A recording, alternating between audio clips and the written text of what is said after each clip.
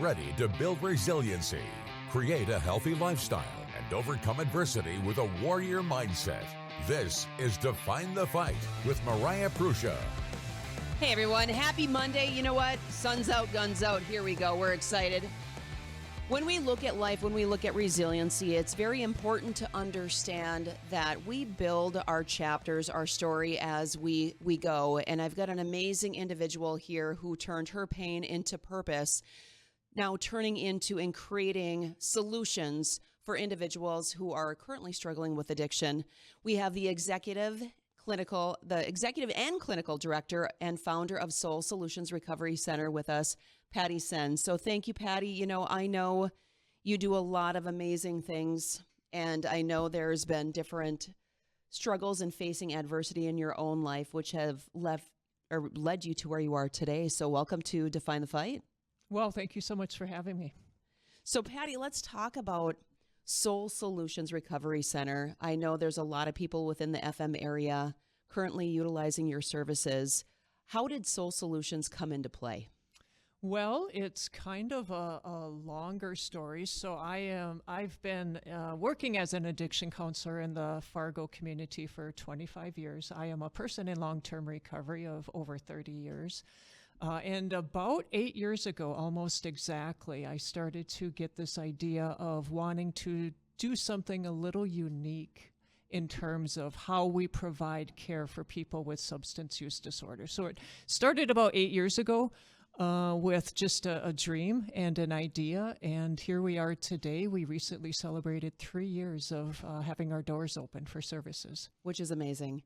You know, and having that vision, but clearly when you have that vision, you see where there's a gap. Yeah. So what type of gap do you feel that Soul Solutions is filling when it comes to recovery and helping with addiction? Yeah. So as someone that's been providing services for 25 years, I've seen some of the changes in terms of how we provide care for people. And unfortunately, a lot of what we do is becoming a short-term acute care model for treating substance use disorders. And that's really the opposite, in my opinion, of how we provide best care for people with that are struggling with their use. So our philosophy really emphasizes a longer-term approach to treating people rather than having them cycle through short-term treatments over and over, which can result in a revolving door of people being in and out of treatment. We really emphasize, let's work with you over a longer period of time to get you through the early stages of recovery to give you the best path moving forward. And when you look at addiction, it doesn't just happen. Typically, there's different traumas in different areas of life that end up, you know, impacting and leading towards addiction, or if it's something too that, you know, coming through the family, so on and so forth. So when you're talking about long-term care versus short-term, I appreciate that because a lot of times, whether it's addiction or not, we tend to put Band-Aids on things in hopes that they just go away. And the reality is we have to get to the seat of what the actual problem is so that you're creating literally a solution. Exactly.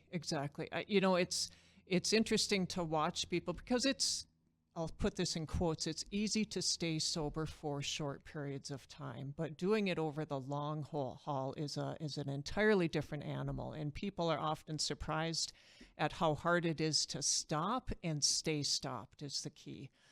And so giving people opportunities to get the substances out of their system, which is always job one, and then to build that foundation of recovery. And you got to get at some of the core issues that are going on as well. For Soul Solutions, what are all of the different facets that you offer? So clearly, yes, there's counseling, but I know that you have more in your facility as well. Yeah, like I said, we emphasize the recovery management model of care. And one of the things that we also are very proud of that is unique to our community is we have a family program. Because we believe substance use disorders affect the entire family, and to give everyone the best chance of getting well, you've got to work with the family members as well. So we're very proud to be able to offer a family program to anyone in the community at no charge to them. And I love that because, you know, I have a lot of friends too with loved ones that are recovering from addiction. And you look at, we take away from addiction, let's just talk about caregivers, because that's really when you love somebody, you are a caregiver. And it's as somebody is moving through and navigating through addiction, that individual who is also, or individuals or family that are support systems, they're going to have questions too, because again, a rational mind or a healthy mind is going to think differently than an individual who is utilizing some type of drug, right, to whether cope, ease the pain, so on and so forth. Exactly. We get a lot of calls from family members saying, I don't know what to do. I don't know how to help my loved one. And we say, come on in. And oftentimes, if you can get the family member on their own road to recovery, it will impact their loved one in a positive way to move them in a path where they can also reach out for help. Well, the key thing is understanding. We don't know what we don't know until we can get in for both individuals or all individuals is education is key, is getting clarity, because alcoholism itself, define what that is, because everybody has a different point of view of what that looks like. Yeah, so the simple way to describe or define a substance use disorder or addiction is, I always call it a two-part question. And the first question is your substance use causing you problems? And if yes, do you continue to use in spite of those problems? So if you answer yes to both of those questions, you're likely looking at someone that has some type of substance use disorder. So they continue to use even though it's negatively impacting their life. And they may have some recognition of that, but find that they are oftentimes they're unable to interrupt or decrease their use. Right, because now it's become a behavioral pattern where it's like the norm. This is what I need to do to make sure I'm pushing through or moving forward. Right. And unfortunately, it starts off as, again, in quotes, a coping skill. And so that coping skill of using substances to numb the pain just starts to snowball as we develop more problems, unfortunately. Now, I know, Patty, you clearly have a story in regards to what really led you to Soul Solutions. We're going to talk about that shortly. But for you, when you're looking back, was the support that was provided during the time that you needed it, how has it evolved from where you were or what you experienced to what is available now? Yeah, so again, I was very fortunate in how I received my care back 30 years ago and some change now. And I had the benefit of long-term treatment. I started in inpatient treatment, then I went to outpatient. I had the benefit of a sober living environment, a halfway house. And those types of supports, unfortunately, are harder to access, and there's fewer of them nowadays, unfortunately. So that's what I talk about when I say our treatment has become more of a short-term stabilization model rather than looking out over the long term and really helping someone get back on their feet and back into society. And that's due to the accessibility or the lack thereof when you're talking that we're pushing more for the short term versus the long term? Exactly. Yeah. How many places do we currently have in the Fargo-Moorhead area that are available for individuals who are actively seeking the road towards recovery? Well, that's a good question. I would say there's probably 4 or 5 treatment centers where the facility focuses on providing treatment, and then there's lots of options for individual services as well. I want to dive into your story because I think it's very important for people to understand that too, from a counseling perspective. You've been there. You can connect with the individuals that are coming into your facility where it's like, okay, I get it. Let's go deeper. So for you, when did addiction or when did alcohol, so on and so forth, start coming into play for you, and why? That's an interesting question. It started in my early teenage years. And looking back, my relationship with alcohol was different.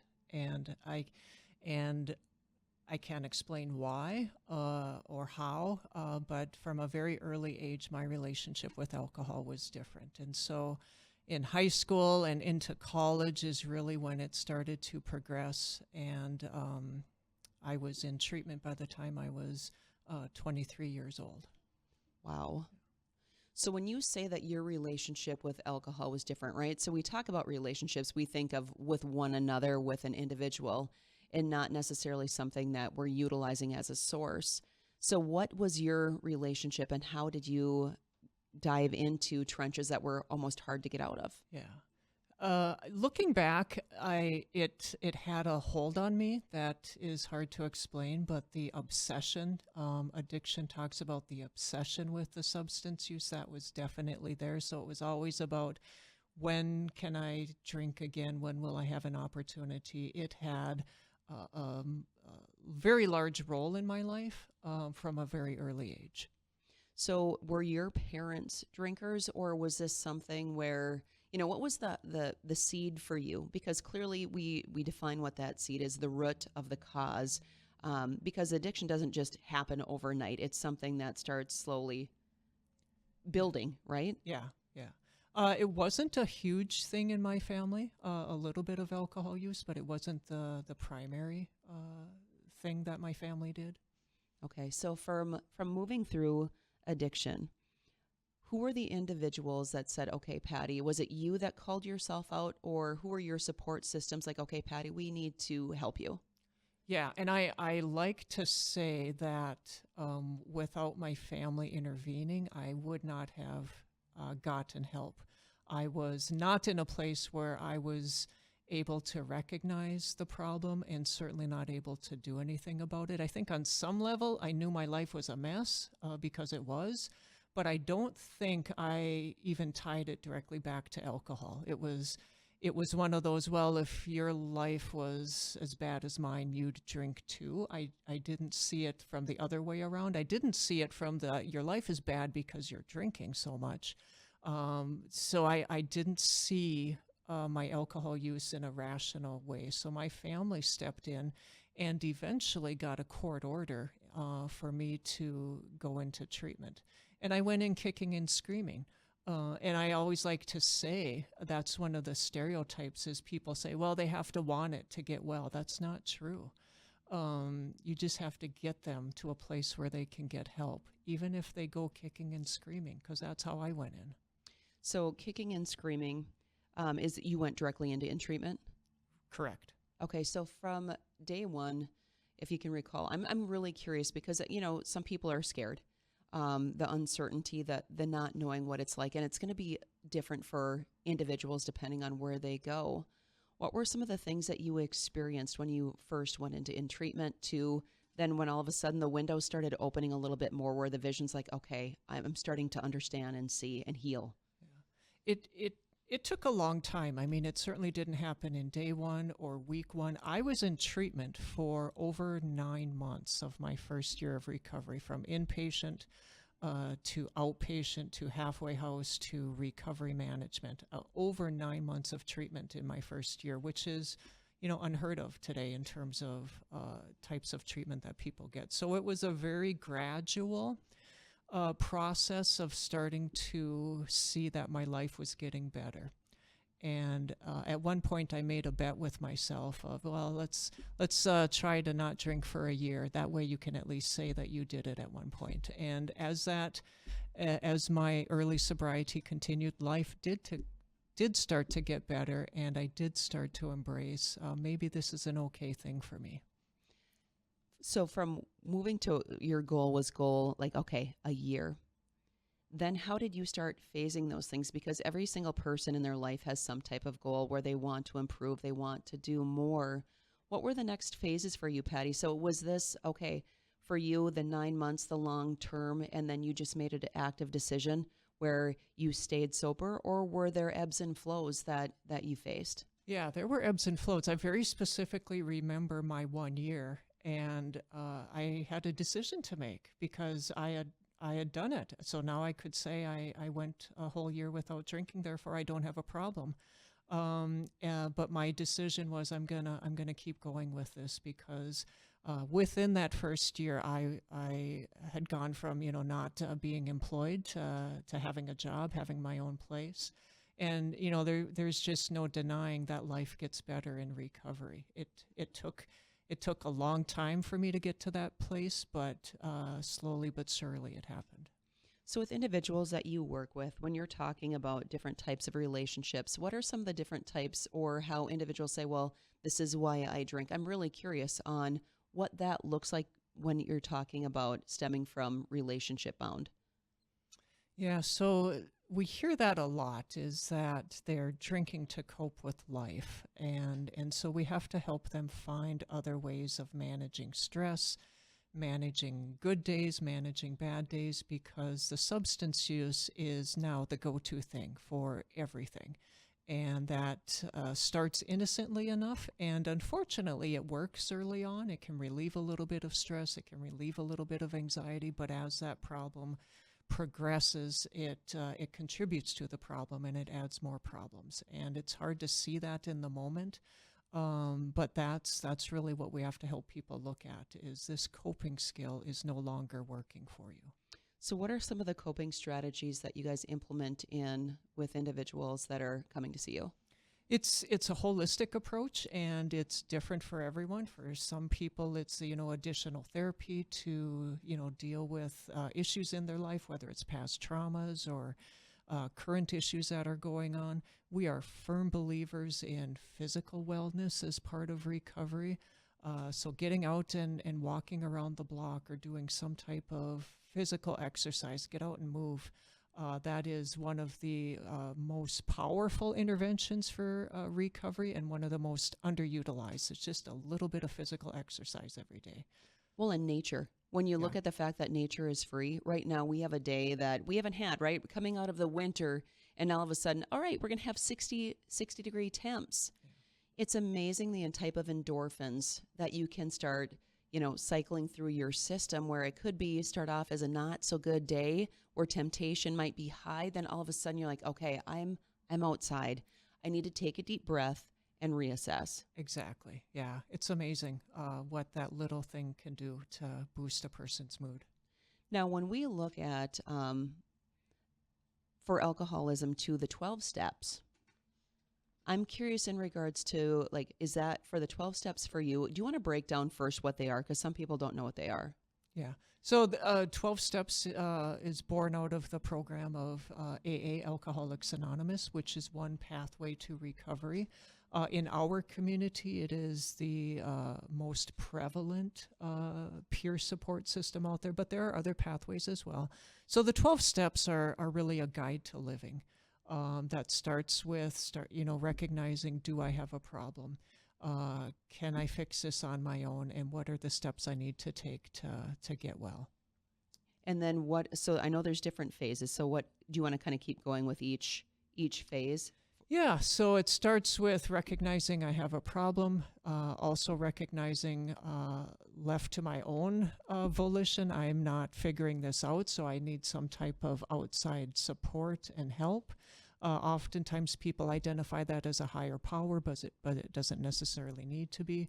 And then you got to clean up your life. You got to make amends for some of the things that you've done in the past, rebuild relationships. And a very important part of the 12-step program is giving back. So giving back what you have been so freely given. Yeah, and I think, too, when you look at the steps for yourself, what was the hardest step to move through? So that each phase is going to take time. Some steps, and that's with anything in life. Anytime that you're reaching for a goal is okay, or life changes. This one might be easier because, all right, I'm already taking those steps towards it. However, this one's really hard because if there's resentment and all of those different emotions that are wrapped around that, like making amends, what was one of the phases for you or steps for you that was really challenging or harder than you anticipated? Yeah, for me, it was step one, recognizing that I had a problem. As clear as that would seem to anyone in my life that I had a problem, for me to see that and accept that was very difficult. I was a young kid, 22, 23 years old, and to even think that I would have to give up something for the rest of my life was overwhelming. And that's not how we get well, is giving something up for the rest of our life. We just have to do it one day at a time. But for me, it was really coming to terms with, yes, this is a problem for me.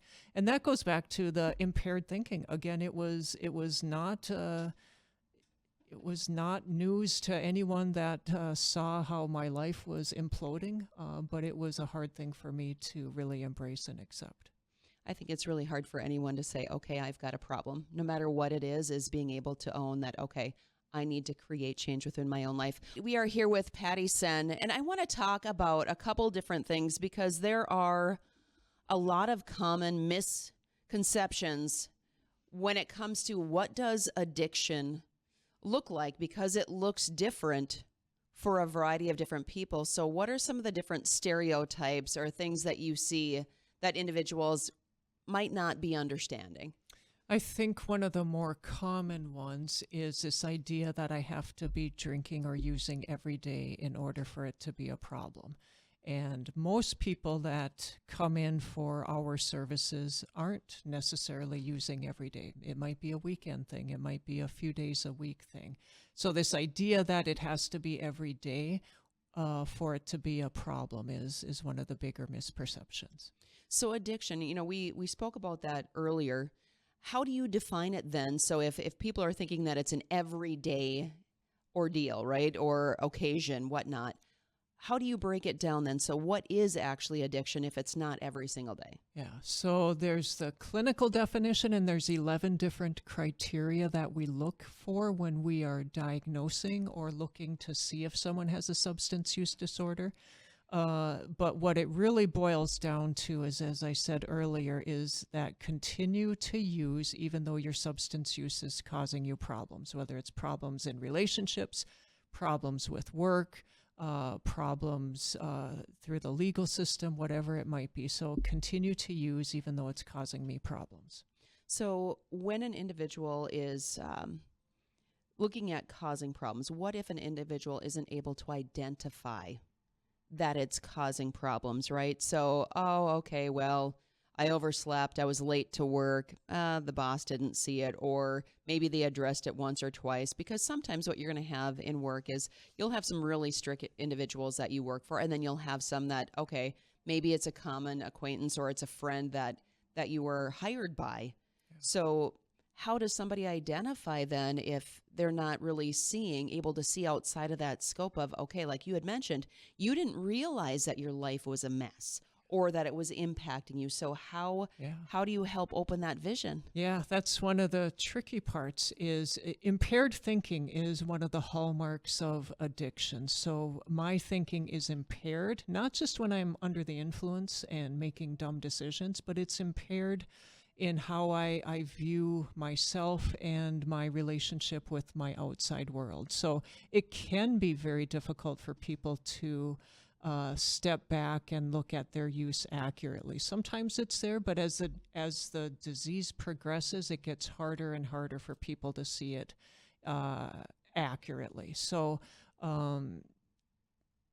minimizing their use is a very common thing as well. And so you have to have, or it's helpful rather to have other people in your life that can give you that feedback on, hey, I'm concerned, or these are some of the things that I'm seeing. So what is the best approach now when you're talking about outside, right? When you're looking at family, friends, and approaching an individual like, hey, I'm really concerned. What are those best ways, A, for them to help identify or help get them to seek support? Yeah. I think just coming from a place of love and concern, if you are a family member or loved one, and just being honest about what you are seeing and how it's impacting you. Because if you are seeing someone's substance use, it's likely impacting you in some way. So having that honest discussion and not blaming or accusing or anything like that, but just speaking from a place of concern and for their well-being, I think is the best approach. With the families that you have that seek your guys' support, what have you noticed some of their struggles and then some of the different things that they've overcome? Because clearly communication is key. But again, it's learning how to speak another person's language. Yeah, so I think for family members, it's very easy to get into this what we call enabling role, which is really them trying to be helpful and keeping their loved one afloat, so to speak. So it's very common for family members to make excuses or to pay their adult child cell phone bill because they can't cover it that month. So doing those types of things that they think are helpful and are going to get people to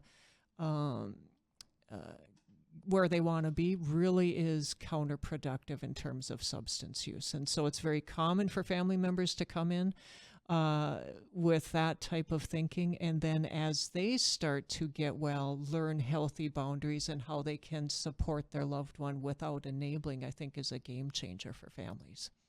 When you look at family and you look at addiction, so let's say somebody clearly they're on their road to recovery. What are some other ways? So let's say an individual is a year in. Sometimes families might go into the mindset of they're fully recovered and not recognizing that this is a lifelong process. So what are some of the different areas in that you educate people to say, okay, they stop drinking for a year, but the key thing is we don't want them to fall back. So let's talk about that piece of the puzzle because, again, people will say the word cured. Yeah. Let's talk about recovery and what that looks like. Yeah, and we talk about treatment is really just the tip of the iceberg on the recovery process, and people don't reach what we call long-term stable recovery until they hit the 5-year mark. And the risk of relapse is always there. It diminishes pretty significantly after that 5-year mark, but there's a very naive view of, hey, I completed treatment, I've been sober for 90 days or 6 months, and they think they got it all figured out. And so we, like I said, we really emphasize that recovery management model of care, and we have recovery management groups where people have been in that group celebrating 1 year of recovery, 2 years of recovery, and coming on 3 years of recovery because they know they need that ongoing support past the initial quitting the substance use, because learning how to live your life without substances takes time, and you're not going to have all of that figured out in 30 to 90 days. 100%. I don't think anybody has anything figured out in 30 to 90 days. You'd mentioned about support, but let's talk about sponsors. I know that is a key role when it comes to addiction and having the right sponsor. So when you were going through treatment, were you set up with a sponsor? And then clearly, how did that help you in guiding you along the way? Yeah, so sponsors are within the 12-step model of recovery. And again, there's other routes for people. And I think I definitely had a sponsor that was given to me, so to speak. Yep. But the important thing was that relationship with someone, and forming connections within a group of people was key to my recovery, and is key to recovery. Addiction is often described as a disease of isolation, and the antidote to that is connection. And so however we can help people build connections in their lives is going to be beneficial for their recovery, whether it's through a 12-step program or some other type of peer support.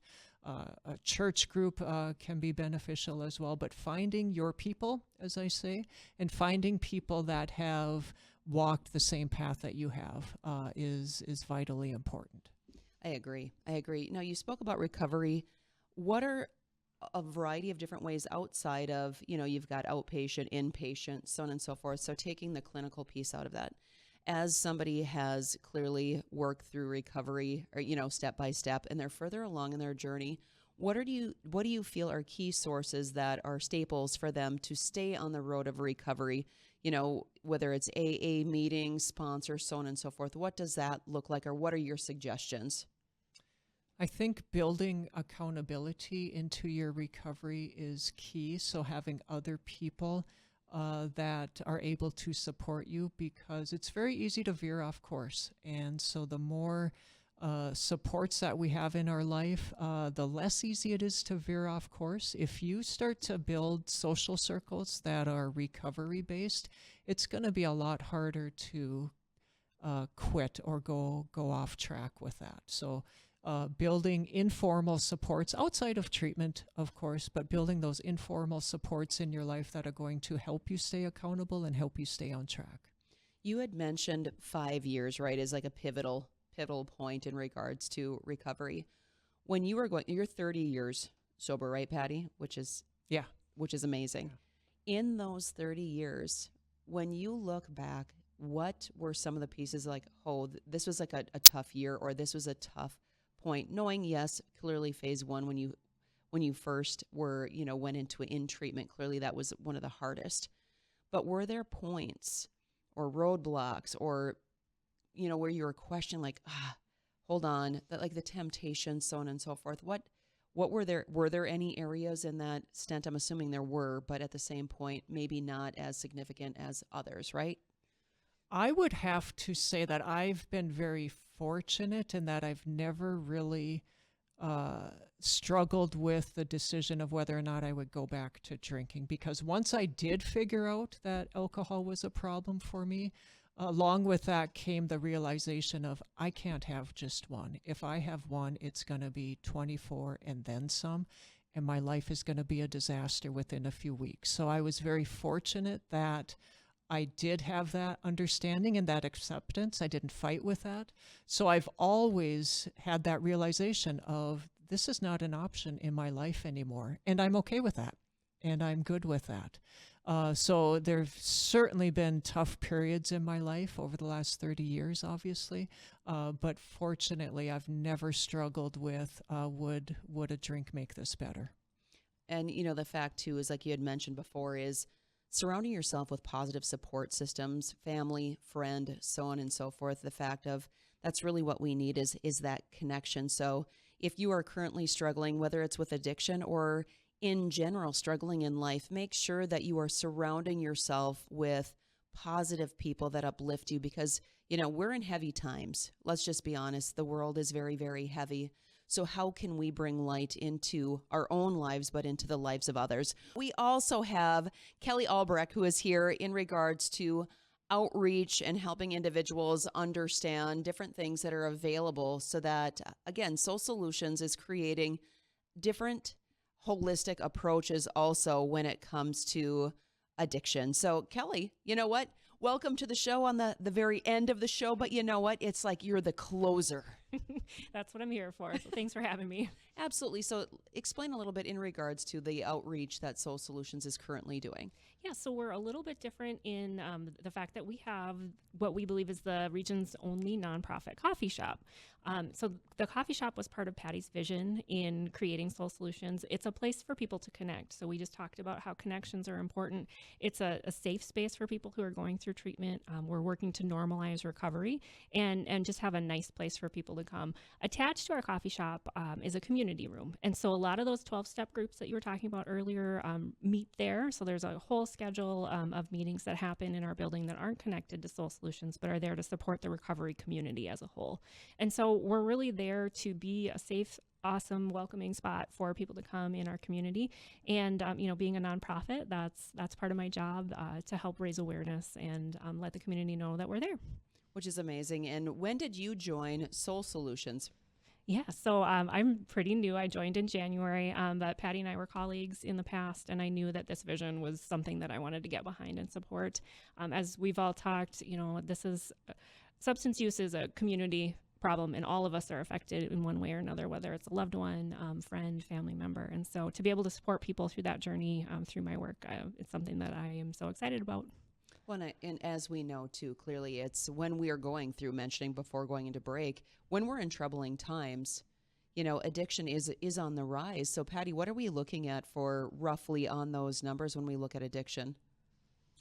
Well, generally speaking, about 1 in 9 people in our community, adults, struggle with a substance use disorder.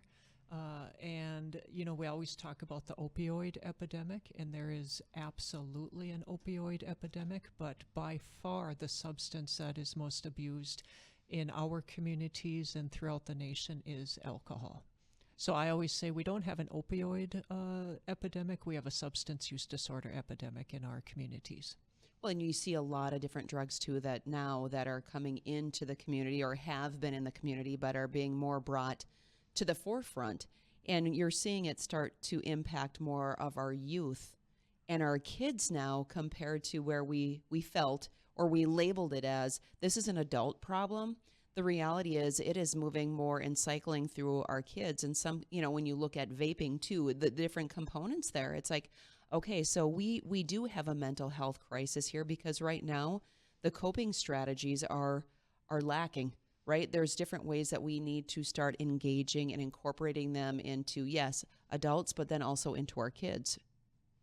Exactly. We see younger and younger people. We're licensed to treat adults, but we get calls all of the time on how to help their teenage person who's gotten into substance use. Yeah, and it's crazy. So, Kelly, I know that you and Patty have worked together in the past. How did you guys work hand in hand to reconnect in this current mission? Yeah, so we stayed connected, and I kept in touch with her on all the cool things that they were doing at Soul Solutions. And when the opportunity presented itself, we decided to team up and really take the mission to the next level. And more people need our help. Our community's growing, and we just want to be there to meet the needs of everyone. 100%. So, what is the big vision? You gave birth to Soul Solutions, right? Not physically, but physically, right? Mm-hmm. You gave birth to your dream, to your vision. What is, in a perfect world, what do you see Soul Solutions becoming? We really envision being the provider of choice in our region, and there's certainly other good facilities in our area, but we really want to continue to think outside the box in how we provide services and how we provide care. And so we've got dreams of expanding services in terms of being more holistic, bringing in the physical wellness, bringing in other modalities, and really being unique and innovative in how we treat people. I always say, like I said, I've been doing this for 25 years, and people are sicker than ever in terms of their substance use and behavioral health in general, and they're coming in younger and younger. So we've got to think outside the box. We've got to do better. I don't think we're keeping up with the behavioral health crisis, and so we've got to do things differently. I'm a firm believer that a lot of our treatment modalities are kind of stuck in the 90s. I agree. And we've got to do better for people that are out there struggling. And we've all changed. Society in general has changed. So we have to be able to make sure that when we're trying to implement in change, positive change, that we aren't just, here's our cookie cutter. You're going to have your staples, but we also need to make sure that we're adding in different pieces. Like, this isn't working, so what is going to work? I love what you're doing, Patty. Kelly, I'm glad that you joined the team. How can individuals find out more about Soul Solutions? Yeah, so our phone number is an awesome way. It's 356-7772. But online, soulsolutions.org is the quickest way. There's info on there. There's a call, like a form that you can fill out. But if you have questions, do not hesitate to call. Our staff are there. They're experts, and they're going to help you through whatever it is that you're dealing with. Well, I appreciate both of you and understanding that you see that there's a problem, but at the same point, we can talk about problems all until we're blue in the face. But the key thing is making sure that it's creating a solution. So, Patty, thank you so much. I love the fact that you brought your vision, your purpose into fruition, because really at the end of the day, that's what it's about, is we need light workers to help create change within society. So thank you for joining us on Define the Fight. Thank you so much for having us. Thank you, Kelly. Yeah, absolutely. If you are struggling, do not be afraid to reach out. I think we tend to go within ourselves. You have support systems. You may not have found them yet, but they are there waiting for you. Check out soulsolutions.org. And if you have questions in regards to family, friends, so on and so forth, who are struggling with addiction, again, reach out to Soul Solutions. Until we meet next week, get out there and define your fight.